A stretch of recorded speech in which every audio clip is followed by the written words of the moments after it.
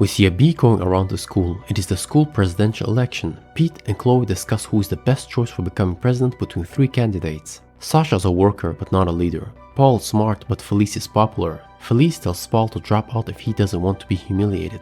As Paul is washing his face, there are bees on his towel. We then see more bees and then he's stung. Suddenly, a swarm of bees appear from the sink and he's attacked. Clark and his friends talk about Paul, who was stung by 100 bees. Pete has put Clark forward as a new candidate. They then start cheering him. As Lex is driving fast, he sees a woman working on her car and asks if she needs any help as he calls his mechanic. She says she doesn't need any help, she's moving to Smallville.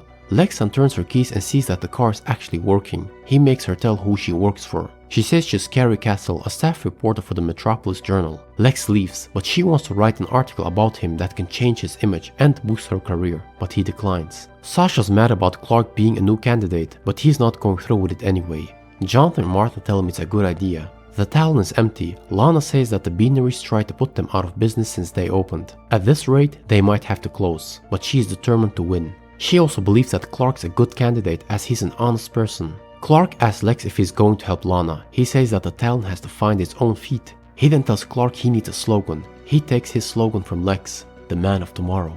Clark has many fans. He tells Lana he can have his election rally at the Talon. Chloe says he's just doing this for Lana. Sasha rips off Clark's poster. As she arrives back home, there are bees around. In her garage, we see it's full of bees. She tells them to be quiet. They then form her face. Chloe's researching the bee story. Beekeepers all over the state have found their hives empty. As Clark wants to read the latest edition, he sees that Chloe endorsed Paul. She was being objective as Clark just got pulled into it. Clark's upset. Lana says she'll help him to write a speech for the election. Lex tells Lana to get creative for the Talon if she doesn't want it to get closed. Sasha tells Felice that she needs to drop out as there can't be a hive with 2 queens. Carrie has somehow replaced Lex's masseuse. She wants to try again. The principal sees Felice's car standing. When he opens the door, she is covered by bees. Clark and Pete are a little upset with Chloe. She tells them Felice is in a coma. Clark thinks Sasha is controlling the bees because she was stung by a hive of bees. Sasha then approaches Clark and tells him he needs to back out. Her parents think if she doesn't win the election, she won't go into a good college. But he won't drop out. When she threatens him, he believes she's behind the bee attacks. As Lana's helping Clark with his speech, we hear bee sounds. He sees a swarm of bees approaching. He hides Lana and then hides himself. When the bees enter, he rips off a refrigerator pipe and blasts cold air against them. This freezes all the bees. Clark tells Lana that he needs to find Sasha. She tells him to call Chloe, but Clark's upset because she didn't endorse him. But Lana supports her in that. When Clark arrives at Sasha's garage, he finds Chloe there. They talk and stop fighting. A drop of honey falls onto Clark's shoulder. They find a large honey hive.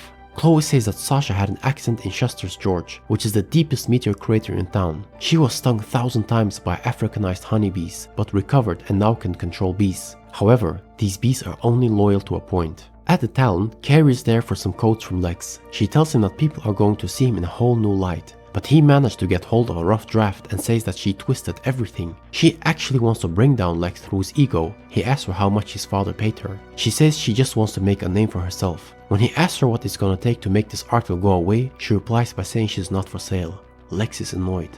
Sasha is at Clark's barn. He tells her he dropped out of the election. She's glad about it. Clark says she'll do anything to win and she's behind it. She says no one can do anything about it. She then summons the bees to attack Clark's mom. We then see a swarm of bees approaching Martha on the field. She runs from them. As she's almost attacked, Clark grabs her and takes her into the storm shelter. But then they don't hear the bees anymore. When Sasha arrives home, Clark's there and says it's over. She now threatens she can hurt everyone. But we see the bees attacking her place. Clark tells her to stop them, but she didn't order the attack. Sasha stung and the bees start attacking. Clark grabs a screwdriver and throws it into a gas bottle. He protects Sasha as the garage explodes, killing all the bees. Clark emerges from the rubble. He takes Sasha to a hospital. Felice and Sasha dropped out, but Clark still lost. Paul won. Chloe says she's proud of Clark. He's exhibiting dignity in the face of defeat, which is a quality of all great leaders. Lex says it's a nice crowd at the town. Lana says they'll be having more nights like this. They find out that the rival coffee house had several health department violations they've been trying to cover up. Lex is impressed. Clark says he's not into politics. Lex says he'd like to be president someday.